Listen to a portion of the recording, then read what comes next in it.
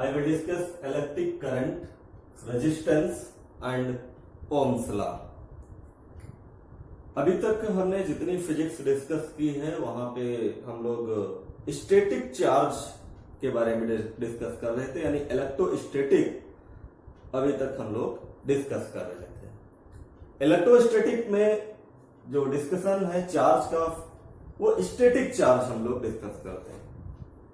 लेकिन अब हम लोग electric resistance, electric current chapters discuss कर रहे हैं और इसमें डिस्कस करेंगे हम लोग मूविंग चार्ज। जब चार्ज आपका फ्लो होगा, जितने भी हमारे इलेक्ट्रॉनिक डिवाइसेज हैं उसमें फ्लो ऑफ चार्ज की वजह से ही इलेक्ट्रॉनिक डिवाइस वर्क करते हैं, चाहे आपकी टेलीविजन हो, टॉर्च हो और जितने भी और भी इलेक्ट्रॉनिक डिवाइसेज हैं सभी में चार्ज फ्लो की वजह से इलेक्ट्रॉनिक डिवाइस वर्क करती है। अब फर्स्ट इसमें है आपका इलेक्ट्रिक करंट, यानी इलेक्ट्रिक करंट आपको डिफाइन करना है। Electric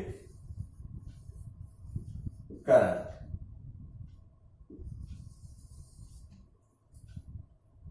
how to define electric current, ये 10th क्लास में भी इलेक्ट्रिक करंट चैप्टर था और वहां पे इलेक्ट्रिक करंट को डिफाइन किया गया था।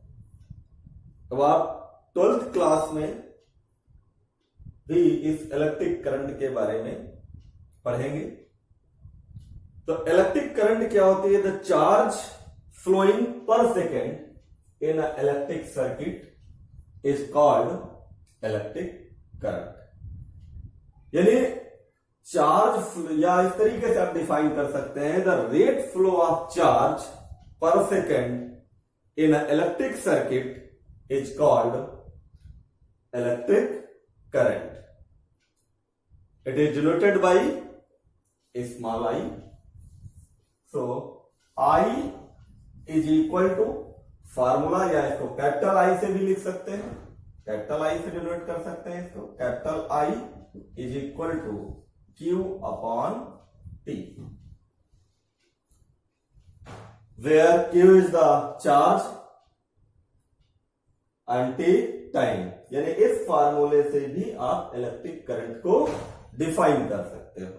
यानी चार्ज फ्लो पर second in a electric circuit is called electric current. अब इसका यूनिट क्या हो जाएगा?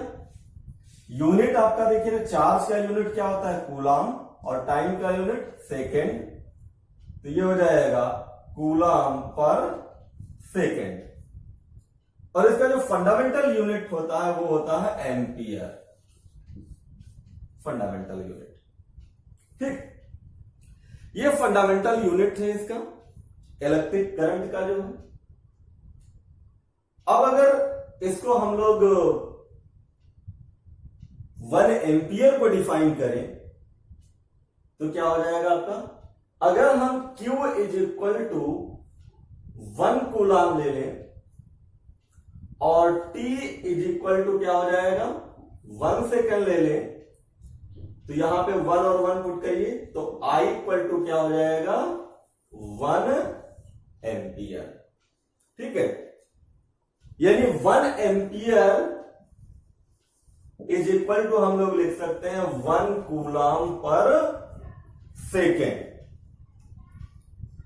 और जो इलेक्ट्रॉन जो फ्लो होता है किसी भी कंडक्टर में, इलेक्ट्रॉन जो फ्री इलेक्ट्रॉन फ्लो होते हैं, चार्ज फ्लो होते हैं, उन पे चार्ज कितना होता है? 1.6 इंटू 10⁻⁻⁹। एक इलेक्ट्रॉन पे जो चार्ज होता है 1.6 इंटू 10⁻⁻19 होता है। अब ये एक सेकेंड में, यानी पर सेकेंड में कैसे हो जाएगा आपका? 1/1.6 इंटू 10⁻⁻19। और इसको जब आप डिवाइड करेंगे तो ये आ जाएगा आपका 6.25 इंटू 10⁻18। ये आपके पास इलेक्ट्रॉन्स आ जाएंगे। 1 सेकेंड में इतने इलेक्ट्रॉन फ्लो हो गए। ठीक, इसका मतलब ये हुआ कि अगर कोई वायर है और उसमें हम 1 सेकेंड में 1 एंड से यहां से 1 सेकेंड में कितने इलेक्ट्रॉन इंटर होंगे, 6.25 इंटू 10⁻18, और सेकेंड एंड से इतने ही इलेक्ट्रॉन लीव करेंगे। ठीक, तो मेरे हिसाब से ये इलेक्ट्रिक करंट का जो डेफिनेशन है वो समझ में आ गया होगा। अब ये इलेक्ट्रिक करंट जरा स्केलर क्वांटिटी कही जाती है। The electric current is a scalar quantity. क्यों स्केलर क्वांटिटी है, जरा देखिए, क्योंकि इसको आयरो से डोनेट करते हैं, फिर भी ये हम लोग इसको इलेक्ट्रिक करंट को स्केलर क्वांटिटी कहते हैं। यानी हम इलेक्ट्रिक करंट को शो किससे करते हैं, आयरो से। अब ये आयरो जो है ये इलेक्ट्रिक करंट की डायरेक्शन को नहीं शो करता है, ये चार्ज फ्लो की डायरेक्शन को शो करता है। ठीक है, जो हम स्केलर क्वांटिटी कह रहे हैं करंट को, स्केलर क्वांटिटी इसलिए केवल इसका मैग्नीट्यूड होता है, इसकी डायरेक्शन नहीं होती। लेकिन कुछ स्टूडेंट क्वेश्चन करते हैं कि क्योंकि हम इसको आयरो से डोनेट करते हैं तो इसका मतलब इसकी डायरेक्शन होगी। तो ये इलेक्ट्रिक करंट की डायरेक्शन नहीं होती है, ये शो ये करता है कि इस डायरेक्शन में चार्ज फ्लो हो रहा है। और याद रखिएगा, चार्ज की भी डायरेक्शन वैसे नहीं होती, कोई एग्जैक्ट पाथ में मूव करता है। तो जब इलेक्ट्रिक करंट की कोई डायरेक्शन नहीं होती है, केवल मैग्नीट्यूड होता है, इसलिए इसको हम लोग क्या बोलते हैं, स्केलर क्वांटिटी। ठीक है, और ये स्केलर क्वांटिटी को हम टेंसर क्वांटिटी भी बोलते हैं। टेंसर क्वांटिटी, टेंसर क्वांटिटी भी इसको हम लोग बोलते हैं। तो ये इलेक्ट्रिक करंट को हम लोग डिफाइन इस तरीके से कर लेंगे। तो ये टेंसर क्वांटिटी है, स्केलर क्वांटिटी है, वेक्टर क्वांटिटी नहीं। दूसरे एक तरीके से और हम डिफाइन कर सकते हैं इसको कि ये वेक्टर लॉ को फॉलो नहीं करती है, इसलिए भी ये स्केलर क्वांटिटी है। कैसे ये फॉलो नहीं करती है, जरा देखिए ये कैसे फॉलो नहीं करती है वेक्टर लॉ को। मान लेते हैं एक दो वे ले लेते हैं करंट फ्लो के, ये 90 डिग्री एंगल है दोनों के बीच में। यहां से 3 एम्पियर करंट फ्लो हो रही है और यहां से 4 एम्पियर करंट फ्लो हो रही है। ठीक है, अब ये आगे हमें जो मिलेगी वो कितनी मिलेगी, ये 7 एम्पियर करंट मिलेगी हमको। अब देखिए ये स्केलर एडिशन है, वेक्टर एडिशन तो है नहीं। यानी ये जो आपकी 3 एम्पियर करंट है और ये जो आपकी 4 एम्पियर करंट है, एक वायर से हमने 3 एम्पियर करंट फ्लो किया, एक वायर से हमने 4 एम्पियर करंट फ्लो किया, और जब ये आगे हमने देखा कि ये कितनी करंट मिल रही है, 7 एम्पियर करंट मिल रही है। इसका मतलब ये हुआ कि ये जो हमारी है स्केलर लॉ को फॉलो कर रही है, वेक्टर लॉ को फॉलो नहीं कर रही है। इसका मतलब अगर आप ये वेक्टर लॉ को फॉलो करते तो वेक्टर का रूल है, अगर रिजल्टेंट ऑफ निकालते यहाँ पे तो ये हो जाता √3 का स्क्वायर प्लस 4 का स्क्वायर, तो ये कितना हो जाएगा आपका 9 + 16, ये हो जाएगा 25, यानी 5 एम्पियर। अगर ये वेक्टर लॉ को फॉलो करती तो कितनी आनी चाहिए था रिजल्टेंट हमारे पास, 5 एम्पियर आनी चाहिए थी, लेकिन कितनी आ रही है, 7 एम्पियर आ रही है। इसका मतलब ये वेक्टर एडिशन लॉ को फॉलो नहीं करती है, ये स्केलर एडिशन लॉ को फॉलो करती है, इसलिए ये क्या है आपकी स्केलर क्वांटिटी है, वेक्टर क्वांटिटी नहीं है। ठीक, अब देखिए जरा, जब आपने इलेक्ट्रिक करंट को जरा डिफाइन कर दिया, अब आता है करंट डेंसिटी। इसी में एक टॉपिक है करंट डेंसिटी।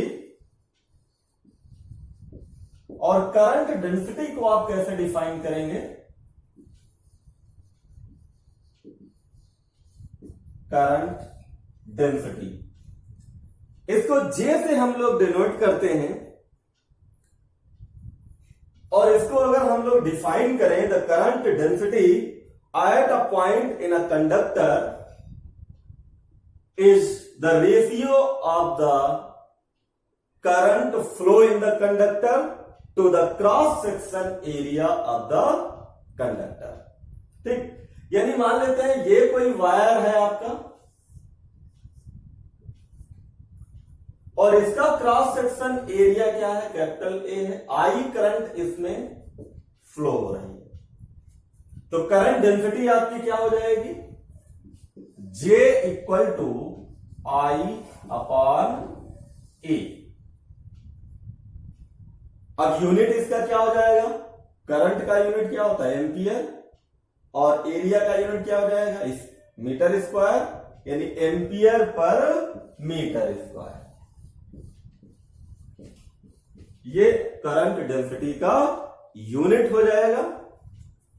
और अगर इसका डायमेंशन कैलकुलेट करें तो क्या आ जाएगा? AL-2। ये करंट डेंसिटी का आपका डायमेंशन आ जाएगा। तो करंट डेंसिटी को हम डिफाइन कर देंगे इलेक्ट्रिक करंट्स के टर्म्स से ही, यानी the current density of conductor at any point is equal to the ratio of current flow in the conductor to the cross section area of a conductor. It means J equal to I upon A। अब ये जो आपका current density है, इसको अभी हम लोग जब ड्रिफ्ट वेलोसिटी के टर्म में रिलेशन कैलकुलेट करेंगे तो वहां पर भी ये फार्मूला हम लोग अप्लाई करेंगे। अब जरा देखिए free electron theory of conductors. और free electron theory of conductors जो है आप केमिस्ट्री में भी डिस्कस किए होंगे। और केमिस्ट्री में यह है कि जो न्यूक्लियस के करीब इलेक्ट्रॉन होते हैं वो बहुत स्ट्रांगली बाउंडेड होते हैं न्यूक्लियस के। फॉर एग्जांपल जरा देखिए,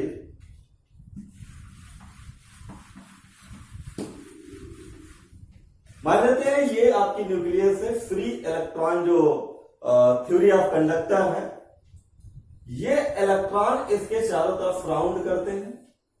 मान लेते हैं यहां पे आपके 2 इलेक्ट्रॉन है, यहां पे 4 इलेक्ट्रॉन है, यहां पे और आउटर मोस्ट सेल में।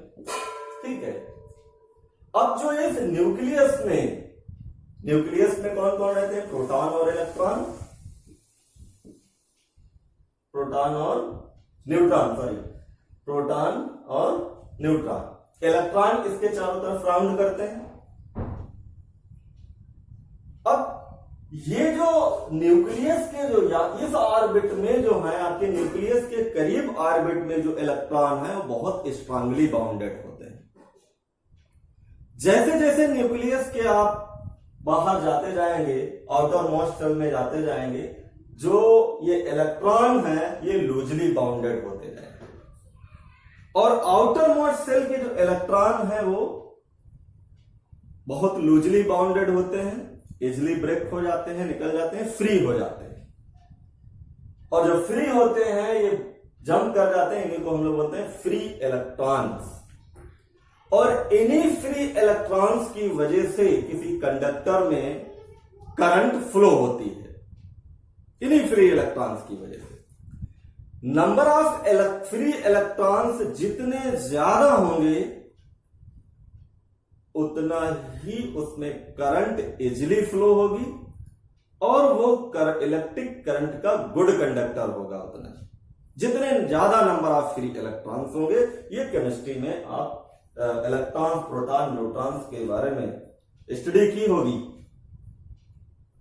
और यहां फिजिक्स में हम लोग जो यूज कर रहे हैं, जो free electron theory of conductor, इसमें सिर्फ ये आपको देगा जितने नंबर ऑफ फ्री इलेक्ट्रॉन्स ज्यादा होंगे उतना ही उसमें इलेक्ट्रिक करंट फ्लो करने में हमें कोई प्रॉब्लम नहीं होगी, यानी वो good conductor of electric current होगा। अब good conductor of electric current कौन? आपका सिल्वर है। उसमें नंबर ऑफ फ्री इलेक्ट्रॉन्स आपके क्या होते हैं? बहुत ज्यादा होते हैं compare to the iron and gold के, इसलिए सिल्वर जो है आपका बहुत अच्छा है, इसमें इलेक्ट्रिक करंट बहुत इजीली फ्लो हो जाती है। तो ये जो हमने आपसे कहा है, ये हम क्यों आपसे डिफाइन करना, हमने क्यों बताया free electron theory of conductor. और फ्री इलेक्ट्रॉन कंडक्टर, जो इलेक्ट्रॉन फ्लो होता है किसी भी कंडक्टर में, तभी उसमें करंट फ्लो होती है। तो अब इसके जो मेन पॉइंट है इस चैप्टर का, जो इसमें अप्लाई होगा फ्री इलेक्ट्रॉन कंडक्टर थ्योरी, वो है आपका मीन फ्री पाथ, यानी मीन फ्री पाथ। तो मीन फ्री पाथ क्या होता है जरा देखिए। मीन फ्री पाथ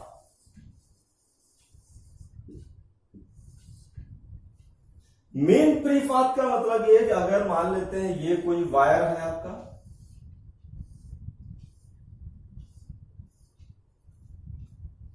और जब इसमें इलेक्ट्रॉन फ्लो होंगे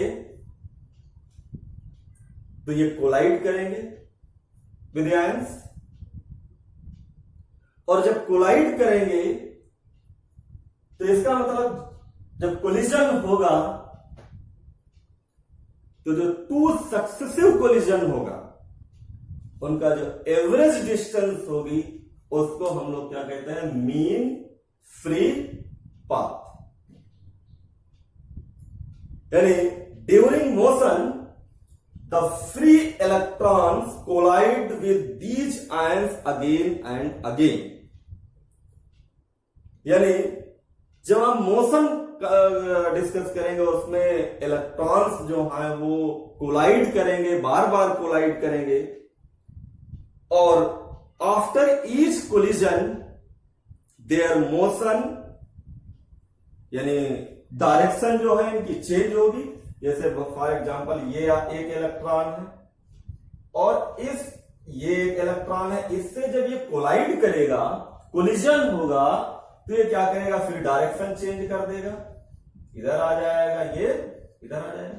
यानी ईच कोलिजन के बाद, after each collision the direction of motion change. ठीक है, यानी जो इलेक्ट्रॉन की जो डायरेक्शन है मूव करने की वो चेंज हो जाएगी। जब चेंज हो जाएगी तो ये जब कोलाइड करेंगे तो कोलाइड होने के बाद कुछ डिस्टेंस ट्रेवल करेंगे। So the average distance moved by A free electron,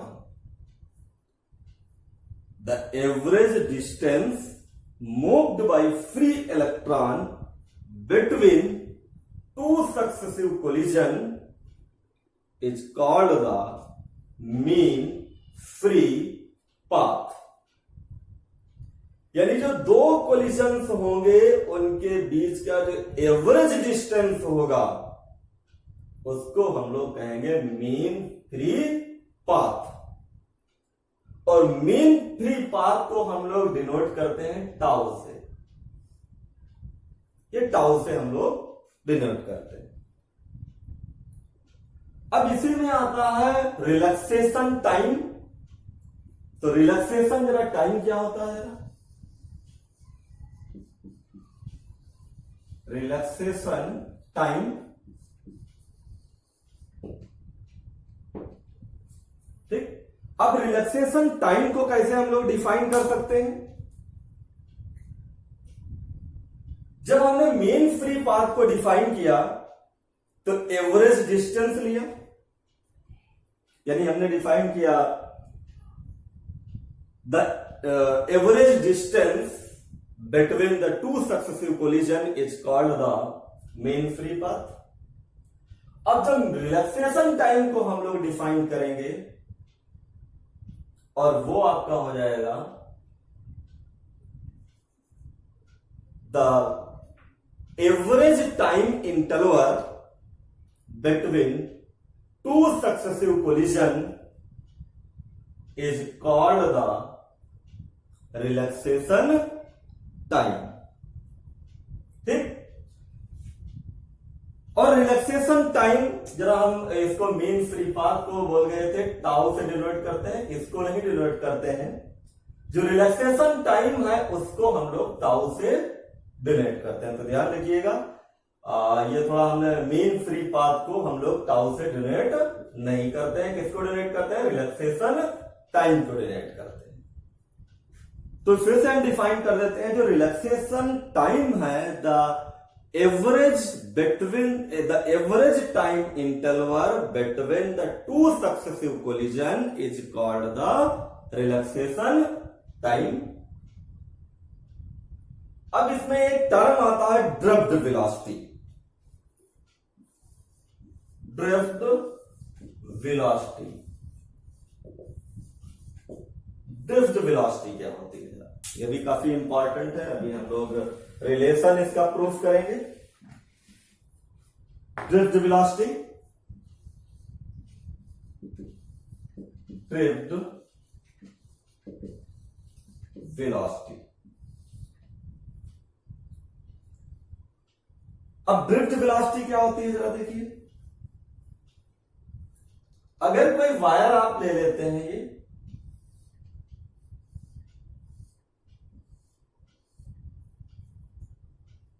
और इसको क्या करते हैं, किसी बैटरी से आप कनेक्ट कर देते हैं,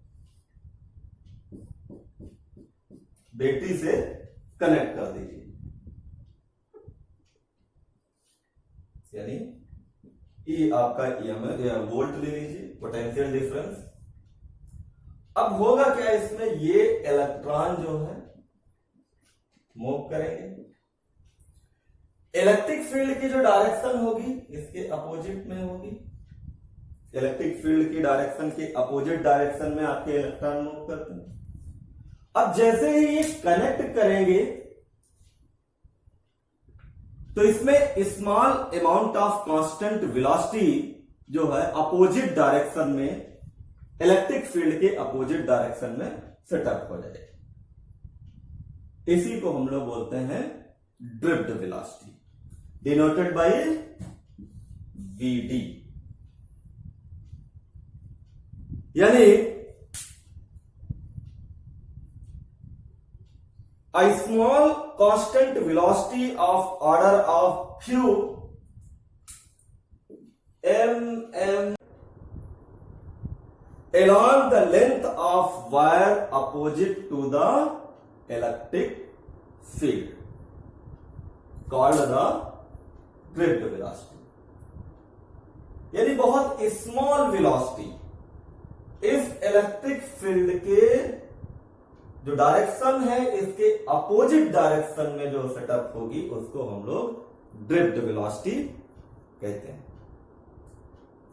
अब जरा इसका हम फार्मूला निकाल लेते हैं ना ड्रिफ्ट वेलोसिटी का। ड्रिफ्ट वेलोसिटी का फार्मूला क्या होता है?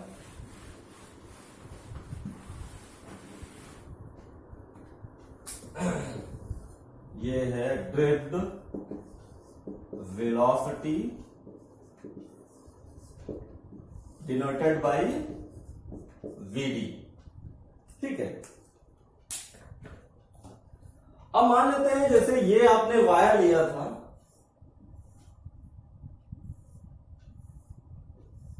ये वायर लिया आपने और इसको बैटरी से कनेक्ट कर दिया।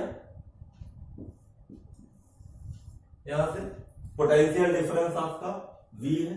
तो ये जो इलेक्ट्रॉन है ये इलेक्ट्रिक फील्ड की डायरेक्शन के अपोजिट डायरेक्शन में मूव कर रहे हैं VD ड्रिफ्ट वेलोसिटी से। सपोज करते हैं कि एक इलेक्ट्रॉन जो है उसका टाइम रिलैक्सेशन जो टाइम है वो τ1 है। ठीक है, τ1 जो है टाइम रिलैक्सेशन है। The electron accelerated from velocity 0 to v1। पहले वेलोसिटी क्या थी? 0 मान लेते हैं, उसके बाद v1 वेलोसिटी से ये एक्सेलरेट करेगा। और जब ये एक्सेलरेट करेगा और जब दो सक्सेसिव कोलिजन होंगे तभी ये एक्सेलरेट करेगा। तो हम ये जो v1 वेलोसिटी इसकी वैल्यू कैलकुलेट करते हैं, अप्लाई कर देते हैं equation of first equation of motion. और फर्स्ट इक्वेशन ऑफ मोशन क्या होती है? v equal to U plus AT. अब इनिशियल वेलोसिटी आपकी क्या है? 0, और v की जगह क्या रखेंगे? v1। एक्सेलरेट करेगा एक्सेलरेशन a से, और टाइम की जगह क्या रखेंगे? τ1, टाइम रिलैक्सेशन, जो रिलैक्सेशन टाइम है τ1। यानी v1 आपके पास क्या निकल के आ जाएगा? a τ1। ये आपके पास निकल के आ गया v1 इक्वल टू a τ1 आ गया। अब ये तो एक इलेक्ट्रॉन की वेलोसिटी है, हमें कैलकुलेट करना है बहुत सारे जो हमारा वायर में बहुत सारे इलेक्ट्रॉन्स फ्लो होंगे। Similarly expression for hold of other electron considering the average of capital N electrons. मान लेते हैं नंबर ऑफ इलेक्ट्रॉन्स इस कंडक्टर में जो है वो कैपिटल N फ्लो हो रहे हैं, ठीक। तो उसका एवरेज ही ड्रिफ्ट वेलोसिटी होती है। तो ये v1 हो गया। सिमिलरली जो अदर इलेक्ट्रॉन होगा v2 इक्वल टू a τ2 आ जाएगा, v3 इक्वल टू a τ3 आ जाएगा, और similarly dot dot vn equal to a τn। तो इनका एवरेज निकाल लीजिए कि टोटल नंबर ऑफ इलेक्ट्रॉन्स कितने हैं? Capital N। तो एवरेज निकालिए, और एवरेज वेलोसिटी ही आपकी जो है वो आपकी ड्रिफ्ट वेलोसिटी, यानी v1 plus v2 plus v3 plus and so on vn upon capital N। और ये सारी v1 की वैल्यू पुट करिए, v2 की वैल्यू पुट करिए, v3 एंड vn की वैल्यू पुट करिए, तो ये क्या आ जाएगा आपके पास? ये आ जाएगा a τ1 plus a τ2 plus a τ3 and so on a τn upon capital N। ये टोटल नंबर ऑफ इलेक्ट्रॉन क्या है? N है, और हमें एवरेज निकालना है तो N से डिवाइड कर देंगे। तो इसको जरा आप सेपरेट करिए, तो ये आपके पास आ जाएगा, ये हो जाएगा आपके जो हमारे पास वैल्यू आई है, जो निकल के वैल्यू आएगी a τ1 प्लस τ2 प्लस τ3 प्लस τ4, ठीक, अपॉन N। और ये किसकी वैल्यू आई है? v1 plus v2 plus and so on vn upon N की वैल्यू आई। तो ये आपकी क्या हो जाएगी? ड्रिफ्ट वेलोसिटी, यानी vd। ये आपके पास आ गया vd, और ये a हो गया, और ये आपका क्या है? रिलैक्सेशन टाइम, यानी टाउ, ठीक। क्योंकि रिलैक्सेशन टाइम हमने डिफाइन किया था, तो क्या कहा था? The average time interval between the two successive collision is called the relaxation time, denoted by tau. और जब हमने मेन फ्री पाथ डिफाइन किया था, तो क्या कहा था? The average distance between the two successive collision is called the mean free path, ठीक। तो ये आपका रिलेशन आ गया ड्रिफ्ट वेलोसिटी और रिलैक्सेशन टाइम में। vd equal to a tau आपके पास आ गया, ठीक। तो इतना मेरे हिसाब से आपको समझ में आ गया होगा। अब जरा देखिए, जरा नेक्स्ट जो टॉपिक है, इसमें जो नेक्स्ट टॉपिक है वो है मोबालिटी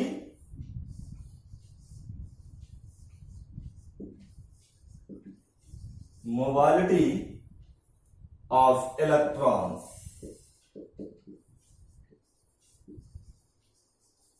मोबालिटी ऑफ इलेक्ट्रॉन्स।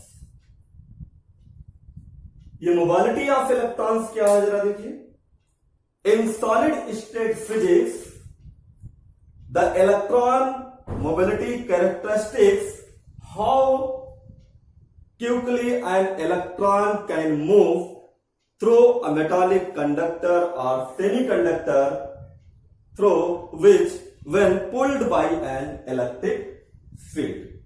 यानी सॉलिड स्टेट फिजिक्स में जो इलेक्ट्रॉन मोबिलिटी की जो कैरेक्टरिस्टिक्स है, वो इलेक्ट्रॉन कैसे मूव करता है किसी कंडक्टर या सेमी कंडक्टर में जब इसे पुल किया जाता है, pulled bye an electric field. अब इसमें एक वर्ड आया है सेमी कंडक्टर। सेमी कंडक्टर जब हम लोग इलेक्ट्रॉनिक डिवाइसेस डिस्कस करेंगे तो वहां पे सेमी कंडक्टर्स के बारे में डिस्कस करेंगे, जिनकी कंडक्टिविटी कंडक्टर और इंसुलेटर के बीच में होती है, उनको हम लोग सेमी कंडक्टर्स बोलते हैं। और इस पे प्रैक्टिकल भी है, PN junction diode, forward biasing, reverse biasing, Zener diode, forward biasing, reverse biasing. तो वहां पे हम लोग इलेक्ट्रॉनिक डिवाइसेस में जब डिस्कस करेंगे तो हम लोग ये सेमी कंडक्टर्स। लेकिन सॉलिड स्टेट फिजिक्स में जो आपकी मोबालिटी ऑफ इलेक्ट्रॉन है, कैरेक्टरिस्टिक्स है ये, how quickly an electron can move through a conductor and semiconductor when pulled with electric field। या हम इसको मोबालिटी को ये भी कह देते हैं, the mobility of electrons is equal to the drift velocity, ये भी हम लोग कह सकते हैं। यानी the mobility of electron is equal to the magnitude of drift velocity।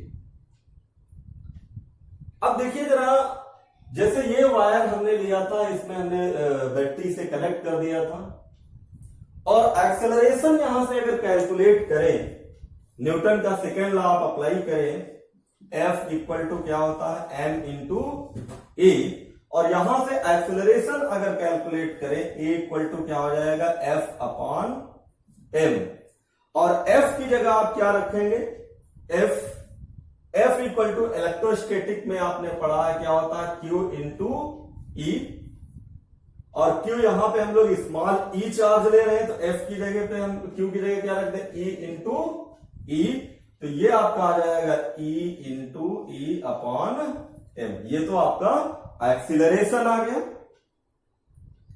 अब हमने रिलेशन अभी कैलकुलेट किया है Vd equal to A tau, ये रिलेशन हमने कैलकुलेट किया है, और जब ये रिलेशन हमारे पास आ गया तो हम क्या करेंगे, जो एक्सीलरेशन की वैल्यू हमने निकाली है, ये वाली एक्सीलरेशन की वैल्यू ये यहां पे पुट कर दीजिए, तो Vd इक्वल टू क्या आ जाएगा, ये हो जाएगा E upon m into tau. ये रिलेशन आपके पास निकल के आ गया। तो इसको थोड़ा सा और मॉडिफाई कर लेते हैं जरा, तो मॉडिफाई करेंगे तो ये हो जाएगा आपका Vd is equal to,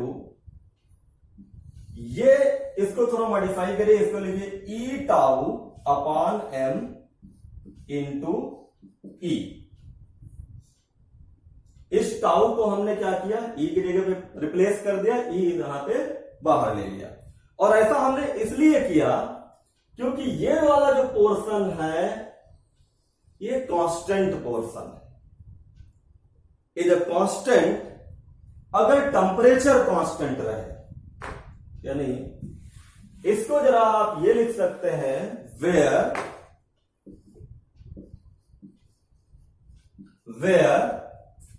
E tau upon m is equal to UE, या इसको लिख दीजिए constant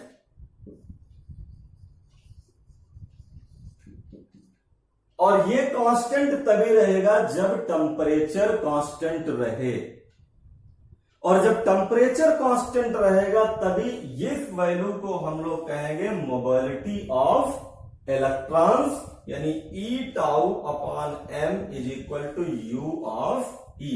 mobility of electron denoted by u of e या mu of e. Different books में डिनोट किया गया, कहीं यू ऑफ ई से डिनोट किया, कहीं पे म्यू ऑफ ई से डिनोट किया गया है मोबिलिटी ऑफ इलेक्ट्रॉन्स को। अब इस कंडीशन में जो आपकी मोबिलिटी ऑफ इलेक्ट्रॉन ये जो है, जब टेम्परेचर रिमेन्स कांस्टेंट रहेगा तभी ये आपकी मोबिलिटी ऑफ इलेक्ट्रॉन्स होगी, यानी U E is equal to E tau upon M. और टेम्परेचर क्यों हमने कांस्टेंट कहा है? अगर आप टेम्परेचर इंक्रीज कर देंगे तो रिलैक्सेशन जो टाइम है वो डिक्रीज हो जाएगा, और जब रिलैक्सेशन टाइम डिक्रीज हो जाएगा इसका मतलब mobility of electrons also be decreases. यानी जब अगर आप टेम्परेचर इंक्रीज कर दीजिए तो इलेक्ट्रॉन्स जो है बहुत तेजी से मूव करेंगे, और उनके बीच का जो रिलैक्सेशन टाइम है वो डिक्रीज हो जाएगा, यानी टाउ की वैल्यू क्या हो जाएगी? डिक्रीज हो जाएगी। और जब टाउ की वैल्यू डिक्रीज हो जाएगी इसका मतलब मोबिलिटी ऑफ इलेक्ट्रॉन्स भी डिक्रीज हो जाएगी। इसीलिए हमने इसको लिखा है कि E tau upon M constant, और आगे ब्रैकेट में लिखेंगे temperature remains constant, then this ratio is called the mobility of electrons. ठीक, ये तो आपके पास आ गया, तो इसको हम लोग लिख लेते हैं जरा। यहां पे इसकी जगह पे क्या पुट कर देते हैं? यू ई, यानी वीडी इक्वल टू आ गया यू ई इंटू ई। ये रिलेशन म्यू ई इंटू ई हमारे पास, ये रिलेशन आ गया हमारे पास। ठीक, अब जरा अगर म्यू ई की वैल्यू कैलकुलेट करिए, म्यू ई की वैल्यू अगर कैलकुलेट करिए तो क्या आ जाएगी? Mu e is equal to v d upon e. ये वैल्यू आपके पास निकल के आ जाएगी, और वीडी इक्वल टू होता है, वीडी इक्वल टू होता है आई अपॉन एन ऑफ ई, या जे अपॉन एन ई। अभी ये रिलेशन हम कैलकुलेट करेंगे, J equal to v d n e, अभी रिलेशन हम कैलकुलेट करेंगे। तो म्यू ई इक्वल टू क्या आ जाएगा? ये आ जाएगा जे अपॉन एन ई। ये आपके पास रिलेशन कैलकुलेट होके आ जाएगा। अब हम इसको ये भी लिख सकते हैं कि जो आपका मोबिलिटी ऑफ इलेक्ट्रॉन है, mu E equal to also be V D लिख सकते हैं, यानी velocity, the magnitude of drift velocity is equal to the mobility of electron. ठीक, तो ये टॉपिक मेरे हिसाब से समझ में आ गया होगा। अब जरा नेक्स्ट टॉपिक, नेक्स्ट क्या है आपका, जरा देखिए। नेक्स्ट है आपका drift velocity of free electrons. Drift velocity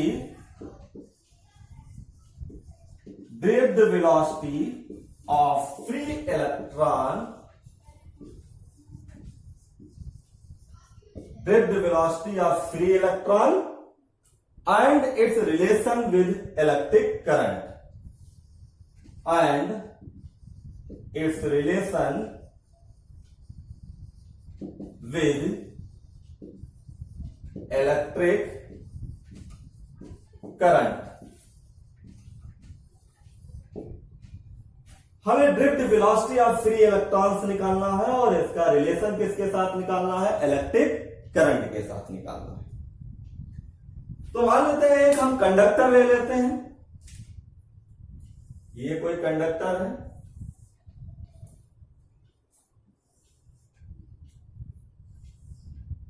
एक कंडक्टर ले लेते हैं और इसका जो क्रॉस सेक्शन एरिया है वो कैपिटल ए ले लेते हैं। इसमें इलेक्ट्रॉन फ्लो होंगे, फ्री इलेक्ट्रॉन फ्लो होंगे। अब ये जो इसमें सबसे पहले हम करंट निकालते हैं, इसमें करंट कितनी फ्लो होगी? करंट होगी I, capital I is equal to q upon t, यानी जो टोटल करंट होगी इस कंडक्टर में I equal to q upon t. अब हमें निकालना क्या है? चार्ज निकालना है, इस पूरे कंडक्टर पे कितना चार्ज होगा। और ये ड्रिफ्ट वेलोसिटी वीडी, ये जो मूव कर रहा है वीडी वेलोसिटी से, ड्रिफ्ट वेलोसिटी से मूव कर रहे हैं। अब इसमें जरा हम ये कैलकुलेट करेंगे, suppose the area of cross section of wire is capital A, suppose the area of cross section of wire is capital A and the number of free electrons per unit volume of wire is, यानी number of free electrons per unit volume कितने हैं? n है, small n।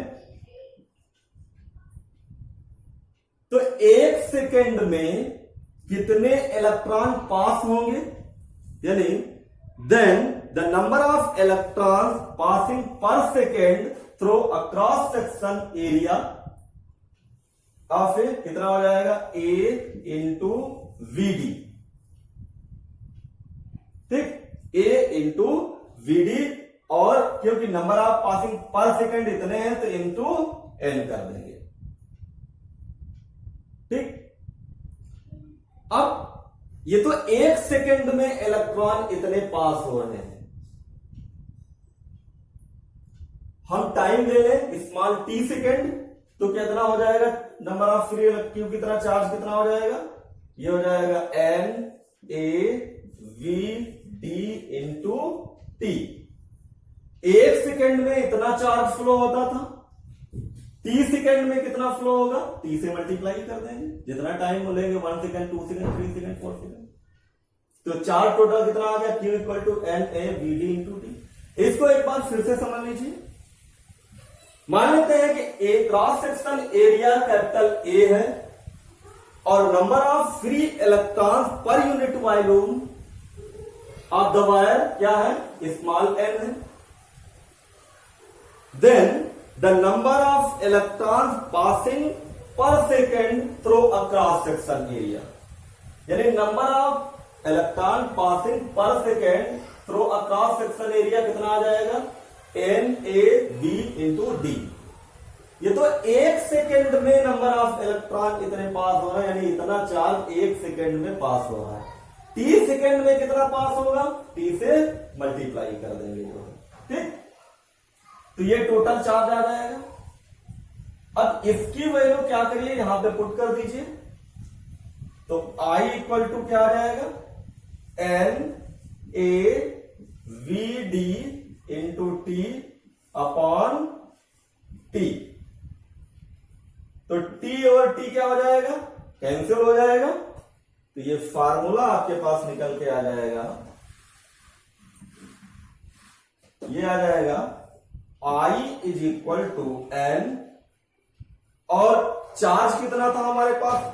एक electron पे charge E था, तो इसको E से भी मल्टीप्लाई कर दीजिए, तो हो जाएगा N E V D A. ये रिलेशन हमारे पास निकल के आ जाएगा। इसमें कई बार ये पूछा गया है कि ड्रिफ्ट वेलोसिटी और करंट में रिलेशन ड्राइव करिए, तो ये फार्मूला हमें ड्राइव करना होगा, I equal to N E V D A. अब अगर आपको करंट डेंसिटी निकालना हो, और करंट डेंसिटी का फार्मूला हमने क्या बताया था? J equal to I upon A. I की वैल्यू पुट कर दीजिए ये, तो करंट डेंसिटी इक्वल टू हो जाएगा ये n E V D A upon A और ए कैंसिल हो जाएगा, तो करंट डेंसिटी की वैल्यू आ जाएगी, करंट डेंसिटी की जो वैल्यू है J equal to N E V D A. ये करंट डेंसिटी की वैल्यू आ जाएगी। ए तो कैंसिल हो जाएगा, सॉरी, यानी ए और A cancel, n e vd. Current density का जो फार्मूला है एन ई वीडी आ जाएगा। तो ये दोनों फार्मूले ड्राइव करने के लिए आते हैं। एक आता है फार्मूला कि derive the formula current and drift velocity, और ये भी इसके साथ जोड़े थे also calculate the formula current density, या derive the formula derive the relation between the current density and drift velocity.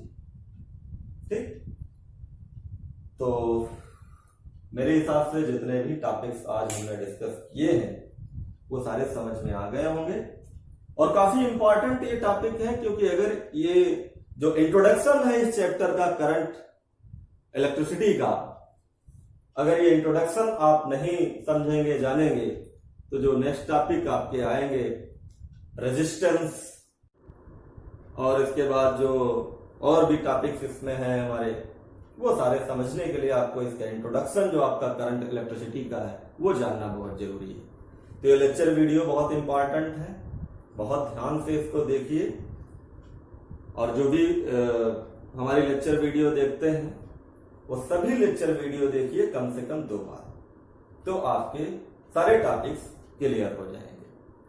तो आज के लेक्चर वीडियो में इतना ही रखते हैं। नेक्स्ट लेक्चर वीडियो में हम इलेक्ट्रिक रेजिस्टेंस, ओम्स लॉ और डेरिवेशन ऑफ ओम्स लॉ हम लेके आएंगे। तो आज इतना ही, थैंक यू।